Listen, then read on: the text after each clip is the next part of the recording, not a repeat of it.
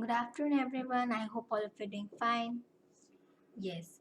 So, in our previous session, we had discussed about few of the cell organelles like the cytoplasm, the cell membrane, and the cell wall. So, in our this session, we'll be, carrying this, moving with the same topic, and with the new cell organ, that's the nucleus. So, nucleus, the basic thing which I want to tell about nucleus, it's like the brain of the cell. So by this I hope you can understand that what role or what importance does it play. So it's actually a very important part of very important organelle in the living cell.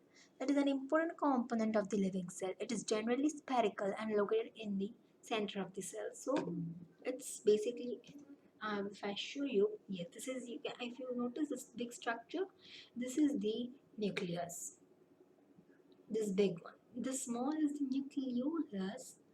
Okay, we'll be learning what is it also. Yes, nucleus is separated from the cytoplasm by a membrane called the nuclear membrane. This membrane is also porous and allows the movement of materials between the cytoplasm and the inside of nucleus. We can even notice a nucleolus. So basically, the thing which I want to tell is this is the nucleus. This whole is the structure, and this is the brain of the cell, as I had already mentioned. So this is surrounded by this membrane. I hope you all can view this membrane. This membrane is known as the nuclear envelope or the nuclear membrane. This nuclear membrane is porous, as I had told, so there are some kind of small pores in it. Now what are these pores? These are the nuclear pores. These are the nuclear pores. Now why is this pore present? To allow substances in and out of the cell. Same way the cell membrane also has some pores, as I had mentioned. In the similar manner, the nuclear membrane also has these pores to allow in, out, and the entry and exit kind of. So this was what our topic.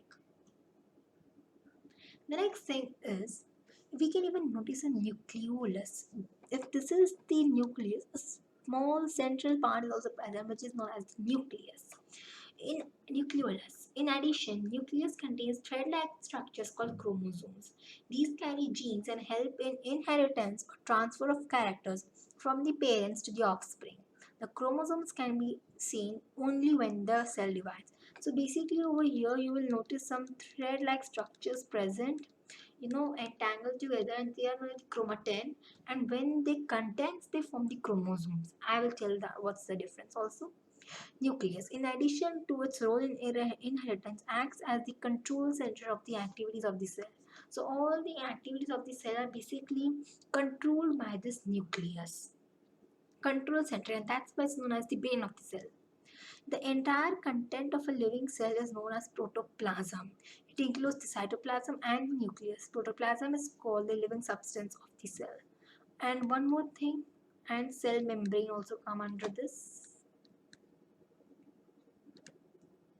protoplasm, and it's the living substance of the cell. Cytoplasm, the nucleus, and the cell membrane, they're together known as the protoplasm. So here we learned cell membrane plus cytoplasm plus nucleus is equal to protoplasm, right? So we learned this. So, and we even learned that if this is the nucleus, it has this membrane which it has. It's not completely, you know, covered. It has some pores in the middle. These are the nuclear pores, and this is the nuclear membrane. Then we learned that there's a kind of nucleus present, nucleolus basically, structure present. This is the nucleolus. And over here we even saw that some thread-like structures are present. They are known as the chromatin, and they carry the genes or the DNA. DNA stands for deoxyribonucleic acid. Deoxyribonucleic acid. Alright, thread-like structures. Then we even saw. So let me just show you this image. Yes, to be clarity. So this is the chromatin. Chromatin. So it has the genes. So are all the written of information of what color will we get. Yes, so all the characteristics are basically present over here. So that's why when you know during reproduction, all these genes play a very important role. They carry the characteristics from the parent to the offspring of the child. Okay, parent to offspring, offspring, right? So when during cell division, so we had already noticed that the cells come from the pre-existing cells. So when there is a time of cell division, the cell itself, gets divided into two or four and so on. You'll learn that is mitosis and meiosis process.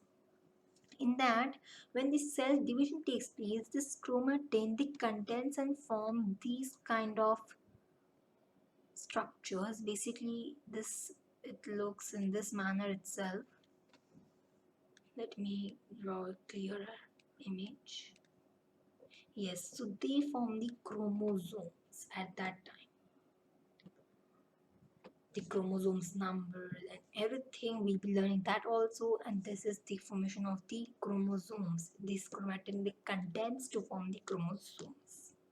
All right, so I hope you understand about the nucleus because that's the major thing. And what is the function of this nucleolus? It contains small structures and it produces ribosomes. For now you remember it produces ribosomes.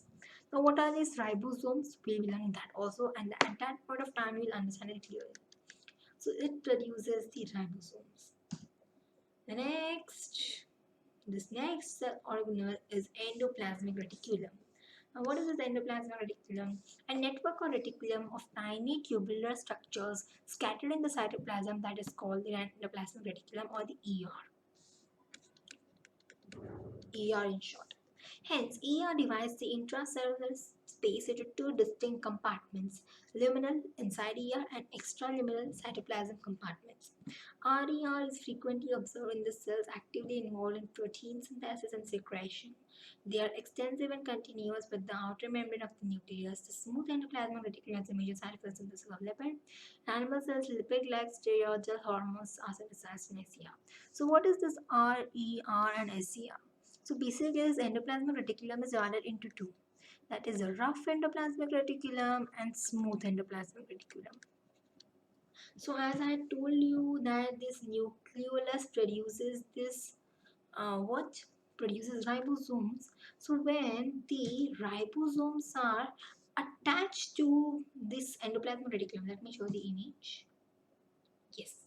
So when this ribosomes, I hope you can notice this small.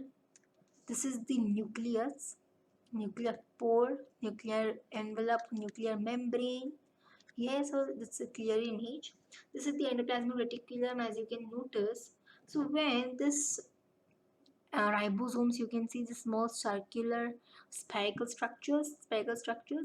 This when the spherical structures or the ribosomes are attached to the endoplasmic reticulum, it is known as rough endoplasmic reticulum. And over here you notice it's not attached. That's the smooth endoplasmic reticulum. There is the difference between the smooth ER and the rough ER. So smooth endoplasmic reticulum is also known as SER, And rough endoplasmic reticulum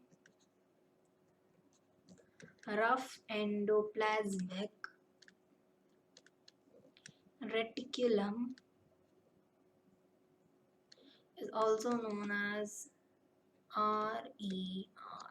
Endoplasmic, R reticulum, R rough. Here, S smooth, E endoplasmic, R reticulum.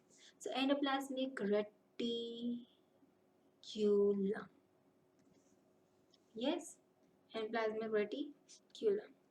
So, when the ribosomes are attached, so this is the rough endoplasmic reticulum, and when the ribosomes are not attached, it's smooth. So there is some difference. We'll and some similarities also. Just see this middle portion.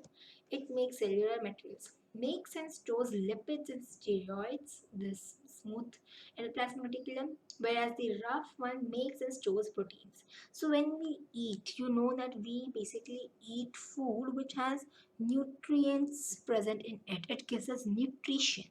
So there are many nutrients, carbohydrates, fats, proteins, vitamins, minerals, and these are the nutrients, right?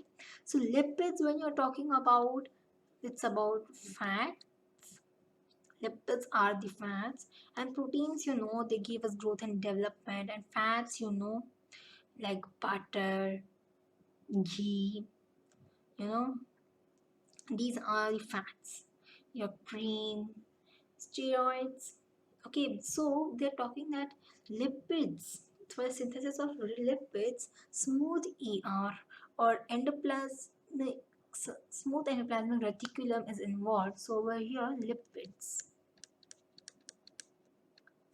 lipids, and over here, proteins, amino acids, which we say.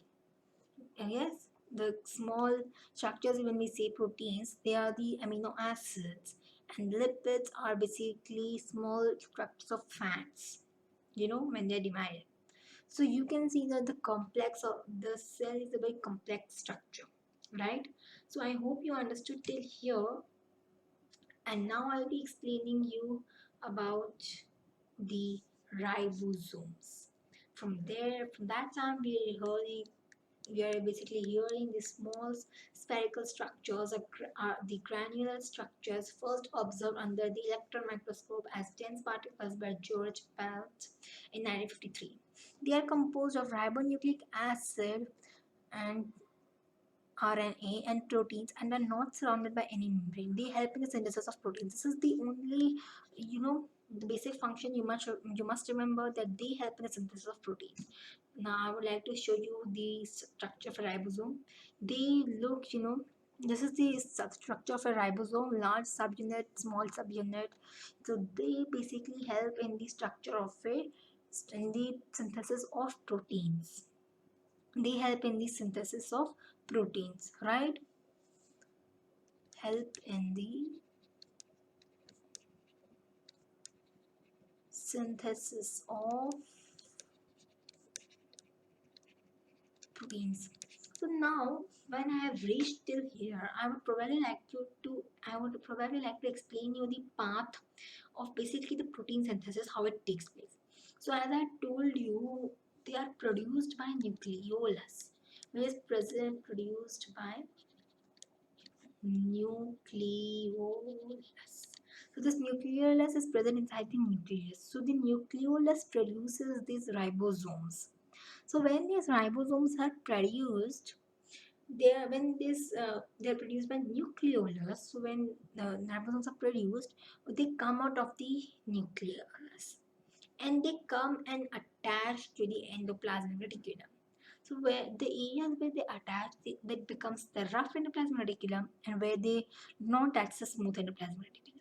So over here, rough endoplasmic reticulum, here they help in the synthesis of proteins.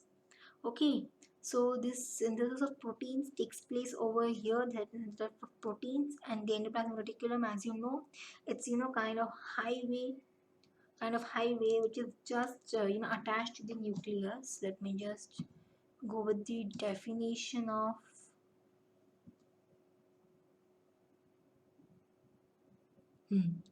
So ER divides into yes. So they are involved in protein synthesis and even in the synthesis of the materials. They are synthesized. In a cell, you see so many things are present. Alright?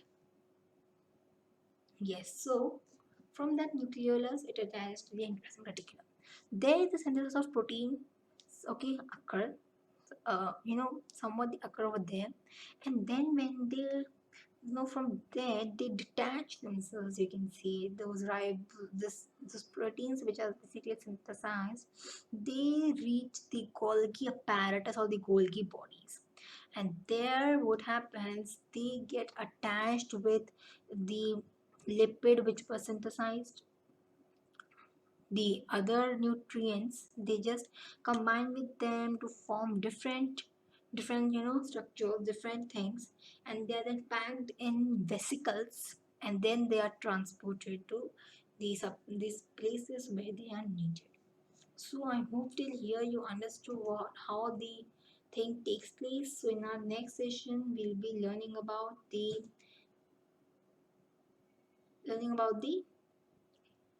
lysosomes, Golgi apparatus, Golgi bodies, centrosome of centrioles, and so on.